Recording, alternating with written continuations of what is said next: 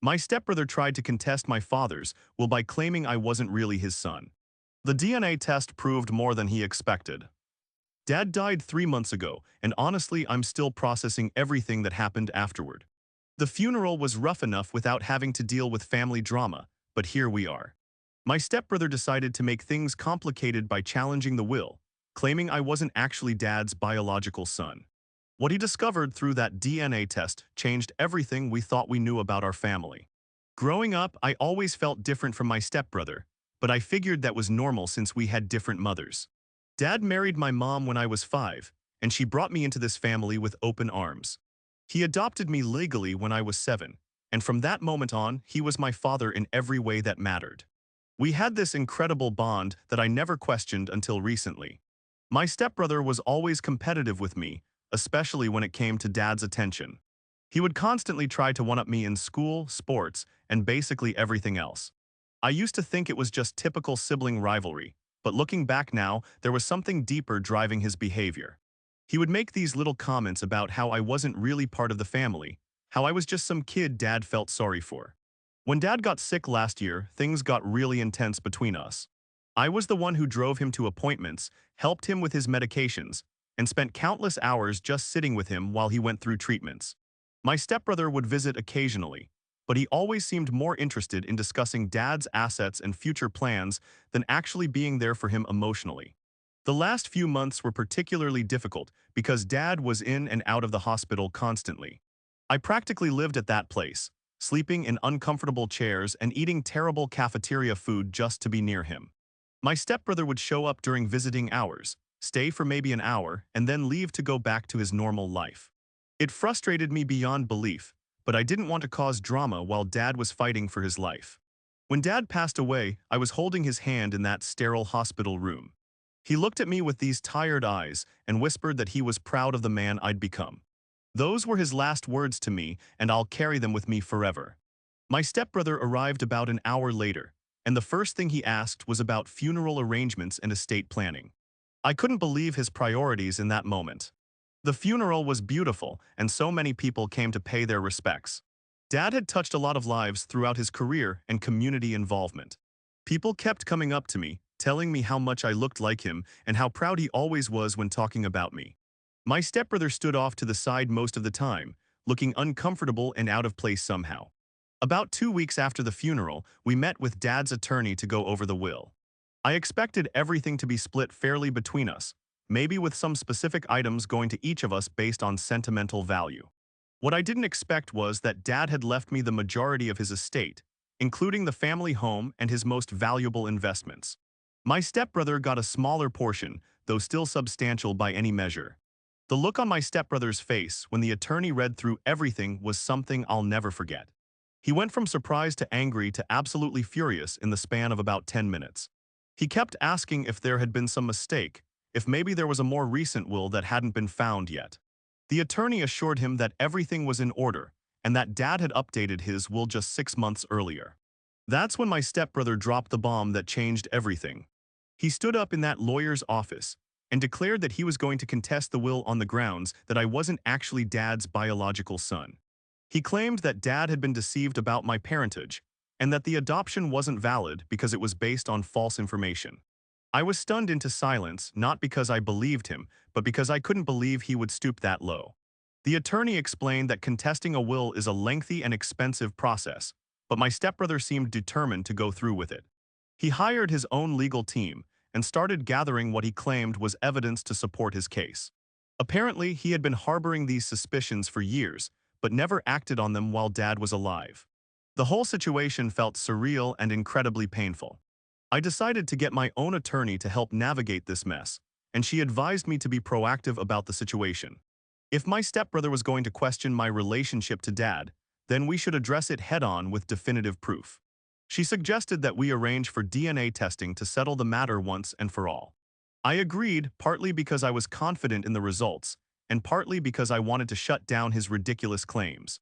The DNA testing process was actually pretty straightforward, though emotionally it felt horrible. Having to prove my connection to the man who raised me, who taught me how to ride a bike and helped me with homework, felt like a betrayal of everything we'd shared. But I knew it was necessary to protect Dad's final wishes and to end this nightmare that my stepbrother had created. While we waited for the results, my stepbrother became increasingly aggressive in his accusations. He started telling extended family members that I was trying to steal his inheritance, that I had manipulated Dad in his final years. Some relatives believed him, which created this awful divide in our family right when we should have been supporting each other through grief. The whole situation made me question everything I thought I knew about family loyalty. The results came back after what felt like the longest 2 weeks of my life. I met with my attorney first to go over everything before the official revelation. What she told me in her office that day turned my entire world upside down in ways I never could have imagined. The DNA test confirmed that I was indeed Dad's biological son, but it also revealed something much more shocking about my stepbrother. According to the genetic analysis, my stepbrother was not Dad's biological child. The man who had raised him, who had given him his name and provided for him his entire life, was not his biological father. The very accusation he had made against me was actually true about himself. I sat in that lawyer's office trying to process this information, feeling a mixture of vindication and genuine sorrow for what this would mean for him. When we revealed the results to my stepbrother, his entire demeanor changed in an instant. The arrogant confidence he had displayed throughout this whole ordeal crumbled, and he looked like someone had just told him that everything he believed about himself was a lie. In a way, that's exactly what had happened. His mother had apparently had an affair, and Dad had raised him as his own son without ever knowing the truth. The legal implications were immediate and devastating for his case. Not only had he failed to prove that I wasn't Dad's son, but he had inadvertently discovered that he himself had no biological claim to the estate. My attorney explained that this didn't necessarily invalidate his legal standing since Dad had acknowledged him as his son and included him in the will, but it certainly destroyed any moral authority he might have claimed in contesting it. What happened next was probably the most difficult part of this entire experience. My stepbrother had a complete emotional breakdown right there in the conference room. Years of resentment and competition suddenly made sense in this horrible new context. He had always felt like he was fighting for his place in the family, and now he understood why that feeling had been so persistent and consuming. I found myself in the strange position of feeling sorry for the person who had just tried to destroy my relationship with my father's memory. Despite everything he had put me through, I could see that he was genuinely devastated by this revelation. The foundation of his entire identity had just been shattered, and I wouldn't wish that kind of pain on anyone, even someone who had hurt me deeply. Over the following weeks, I learned more about the circumstances of my stepbrother's birth and my own. Apparently, my mother had been involved with Dad before she married my biological father, and the timeline of my conception lined up perfectly with their relationship. My stepbrother's mother had also been having an affair around the time of his conception, but she had managed to keep that secret for over 30 years. The revelation explained so much about our family dynamics that I had never understood before. Dad's special connection with me wasn't just because he chose to adopt me, but because he was actually my biological father. My stepbrother's constant feelings of being an outsider weren't just in his head, but were rooted in a biological truth that none of us had known. The whole situation was tragic in ways that went far beyond the legal battle over the will. My stepbrother eventually dropped his legal challenge, but the damage to our relationship was probably irreparable. He moved across the country shortly after the DNA results came out, and we haven't spoken since. I heard through other family members that he's trying to rebuild his life and figure out who his biological father might be, but I don't know how successful he's been in that search. The extended family fallout was also significant and long-lasting. Some relatives sided with my stepbrother initially and felt betrayed when the truth came out. Others were angry at his mother for keeping such a massive secret for so long. The whole situation fractured our family in ways that I'm not sure will ever fully heal, and that's probably the saddest part of all of this.